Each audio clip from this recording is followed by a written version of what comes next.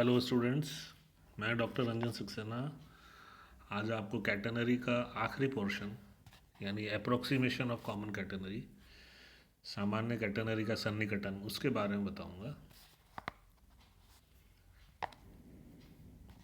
हम जानते हैं कैटेनरी का जो कार्तीय रूप होता है वो है y = c cos hyperbolic x upon सी।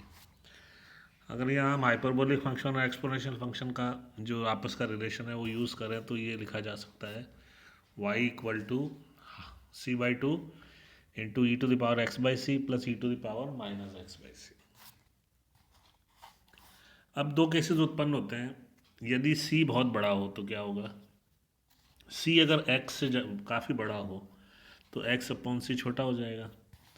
x अपॉन सी छोटा होगा तो जब आप इसकी एक्सपोनेंशियल सीरीज़ खोलेंगे तो x अपॉन सी की जो उच्च घातें हैं उनको नेगलेक्ट करते हैं तो हमको ये रिलेशन प्राप्त होता है x² = 2c इंटू y-c, जो कि एक पैराबोला की इक्वेशन हमको साफ दिखाई दे रही है।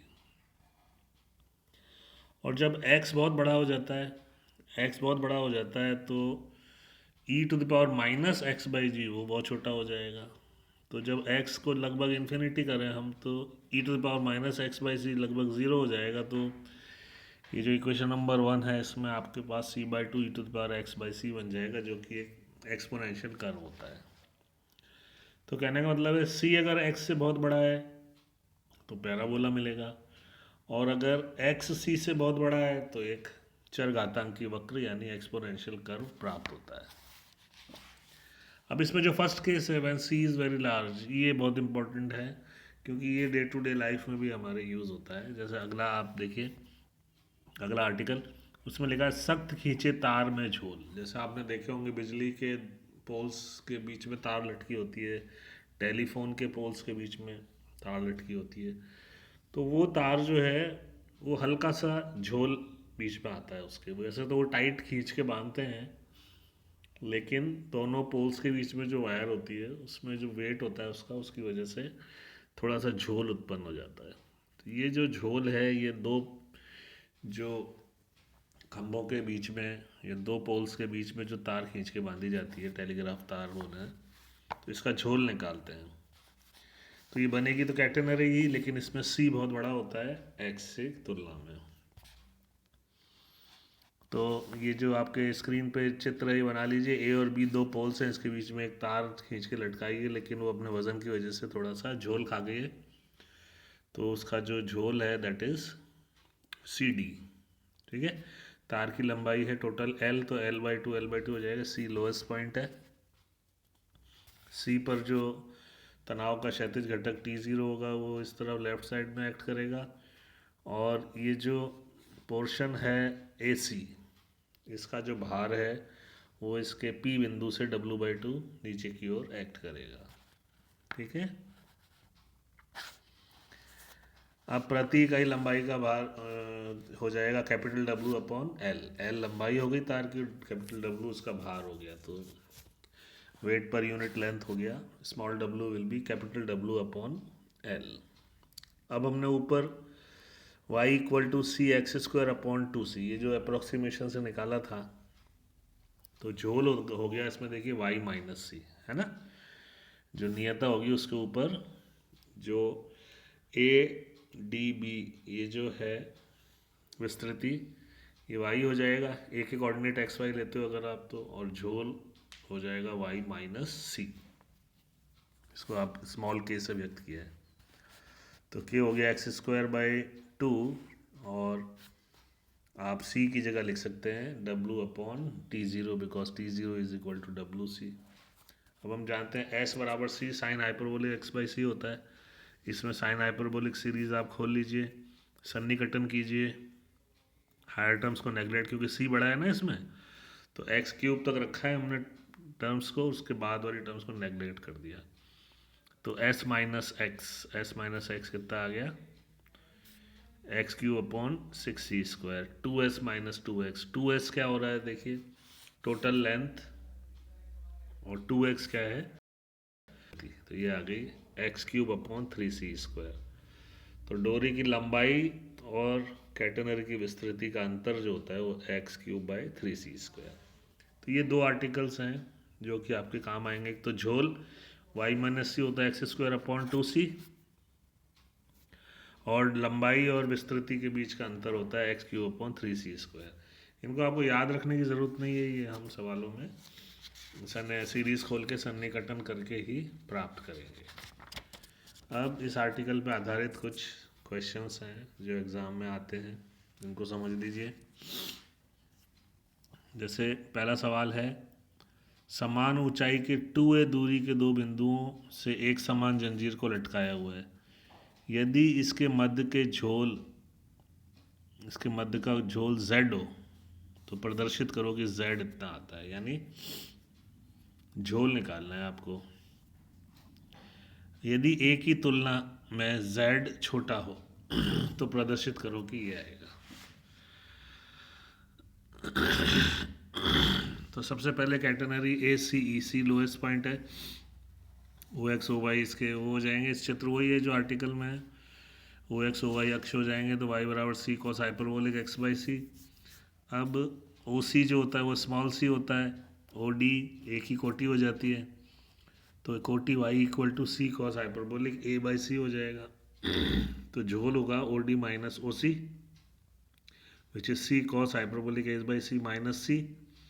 इसमें cos हाइपरबोलिक सीरीज खोल लीजिए और 4 घात के ऊपर के पदों को नेगलेक्ट कर दीजिए, है ना, क्योंकि a/c छोटा होगा।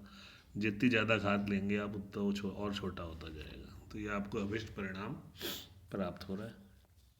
नेक्स्ट है, L लंबाई की एक समान जंजीर एक नदी के किनारे पर K ऊंचाई के खंभों को पर खींचकर इस प्रकार बांधी हुई है कि मध्य का भाग का निचला बिंदु जल के स्तर से ठीक स्पर्श करता है। देखिए लोएस्ट पॉइंट जो है वो नदी पे आ रहा है, नदी की सरफेस पर।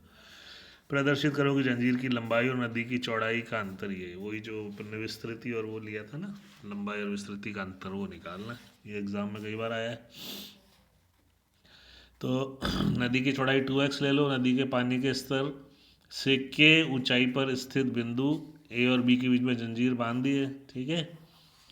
A के निर्देशांक xy ले लो तो y = c cos x/h हो जाएगा। अब A बिंदु के लिए K और C इन दोनों को योग करोगे तो ये हो जाएगा y आपका, है ना। तो K + C इतना हो गया, इसकी सीरीज खोल दी है, सन्निकटन कर दिया है, हायर टर्म्स को हटा दी तो C की वैल्यू आ गई x²/2l।